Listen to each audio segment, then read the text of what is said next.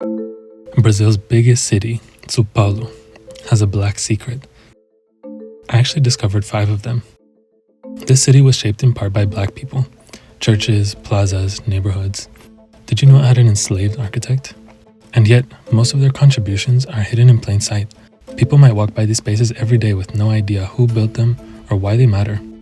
That got me thinking, which ones are still around? Which ones were erased and why? What even is spatial resistance? And what does it look like in the biggest city in the Americas? I spent a week in São Paulo to discover its black story by diving deeper into the city's buildings, public spaces, and neighborhoods. During the colonial period, black labor built São Paulo into a global powerhouse, but some of that labor was more than physical. Let's start with the story of Tebas, Brazil's first black architect. Born Joaquim Pinto de Oliveira in 1721, he was an enslaved master craftsman brought to São Paulo when it was still relatively rural. At the time, almost every building was made with taipa de pilão, or rammed earth construction. It's an ancient technique.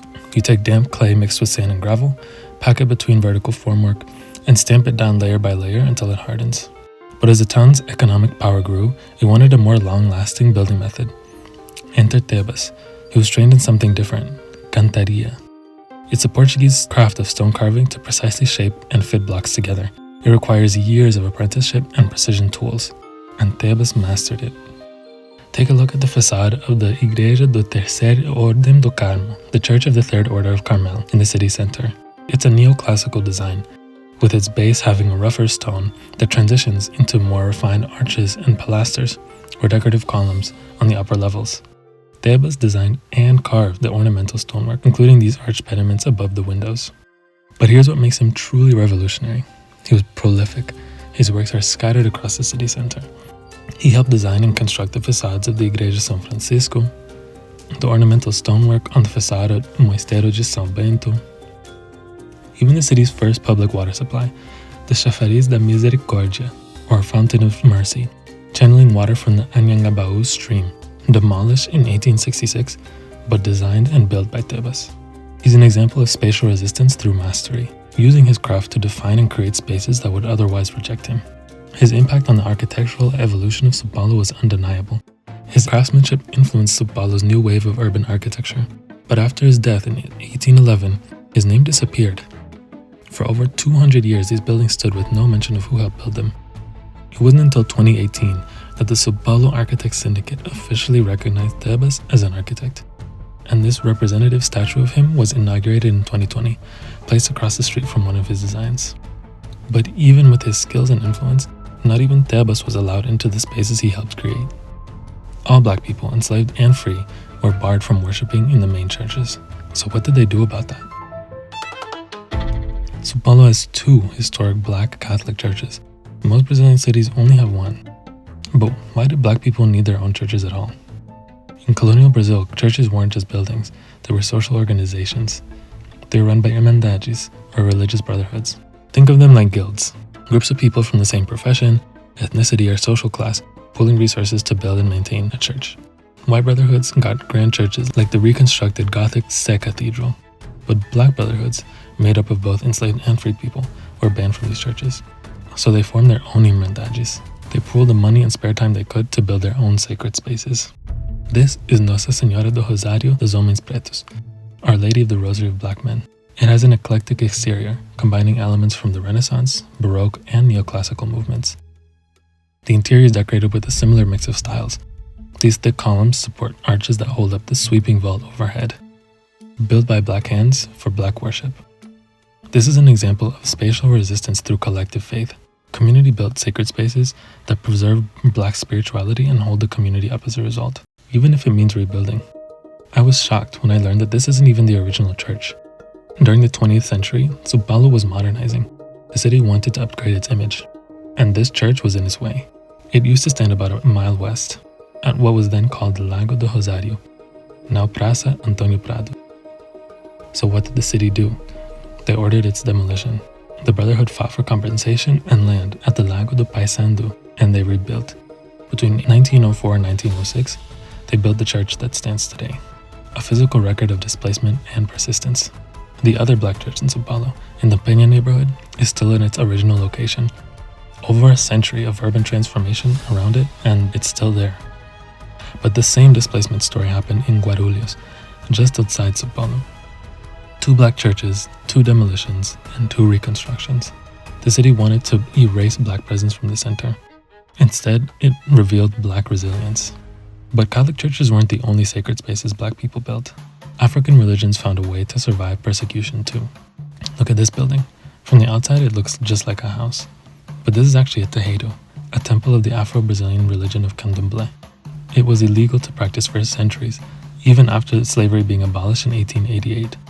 So terreiros camouflaged. Temples were moved to the peripheries of the city and given simple facades in a residential scale, hiding in plain sight. Even though they still face persecution today, these terreiros are still here, but sometimes building and rebuilding their own spaces wasn't enough. Sometimes the city decided to erase them completely. Today, Liberdade is known as São Paulo's East Asian district. Japanese torii gates, lanterns as streetlights, even a koi garden. I thought that's all there was to it, but I was wrong. This wasn't always an East Asian neighborhood. Originally, this was a rural farm area called Campo da Forca, execution field. During the colonial era, enslaved people who rebelled were all executed here and buried several blocks away at the former cemetery of the enslaved, where the Capela dos Aflitos, or Church of the Afflicted, still stands today. After slavery was abolished in 1888, newly freed black people migrated to Liberdade seeking work and community. The neighborhood quickly became one of São Paulo's blackest districts. But during the 1950s and 60s, São Paulo wanted a new image. The city implemented embranquecimento, or whitening policies, promoting European and East Asian immigration to the city, with the explicit intention to erase its black population.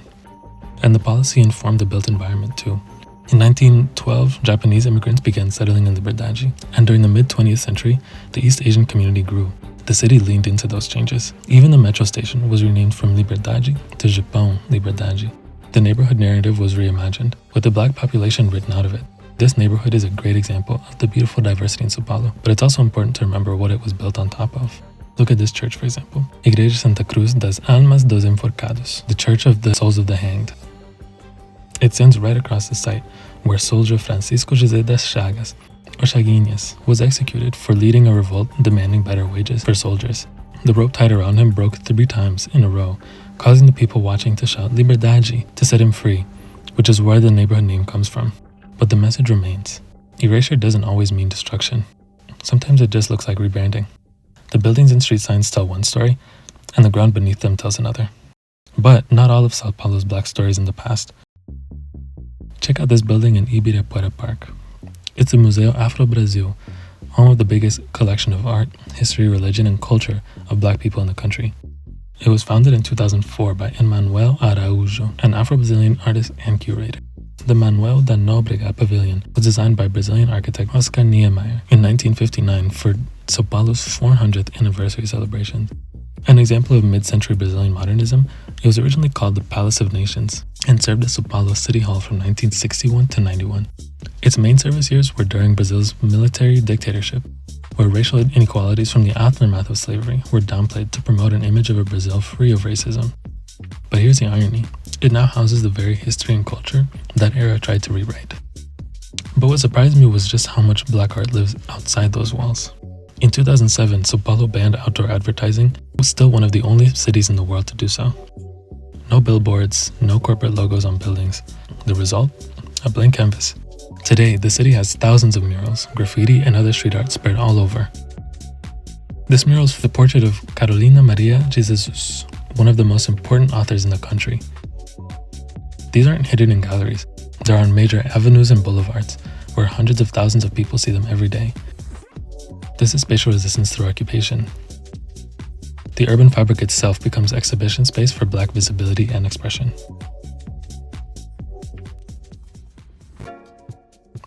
Another secret I found in São Paulo is its community spaces keeping the culture alive today. This is Casa Preta, or Black House, in central São Paulo. Founded in 2020 by Adriana Barbosa, founder of Feira Preta, the largest black entrepreneurship event in Latin America. It houses a kitchen, 2 recording studios, a co-working space, and gallery exhibition space for artists. It It even has a patio on the second floor for outdoor events.